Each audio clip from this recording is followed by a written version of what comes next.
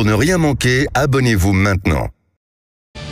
Il est 7h37 comme chaque mardi, l'édito politique, c'est avec vous Lydia Guirousse. Bonjour Lydia. Bonjour Patrick, bonjour à tous. Vous revenez sur la proposition qui a beaucoup fait causer déjà ce week-end d'Éric Piolle, le maire de Grenoble, qui propose de modifier les jours fériés chrétiens afin qu'ils soient plus laïque. Oui, le maire de Grenoble surfe tout simplement sur la vague du wokisme. Moins de référence à la chrétienté et plus aux acquis sociaux et sociétaux. Donc moins d'Ascension, moins de Pâques, de Pentecôte, de Noël.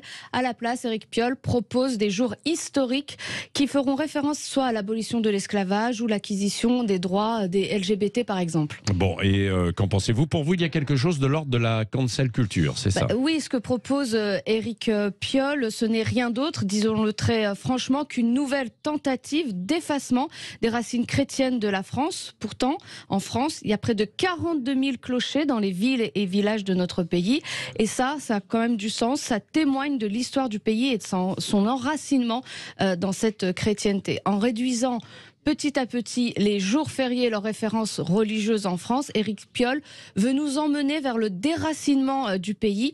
Il tente d'effacer une partie de son histoire, de sa construction philosophique aussi, et surfer sur la mauvaise vague des déconstructeurs qui haïssent en réalité la France et la République. Oui, mais pourtant il dit qu'il est très attaché à la loi de 1905, c'est-à-dire à la République, quoi. Oui, bien sûr, Éric Piolle utilise ses références comme tous ceux qui veulent casser la République. En fait, ils utilisent ces mots valises qu'ils vident de sens. Il s'agit de tactique, de rhétorique.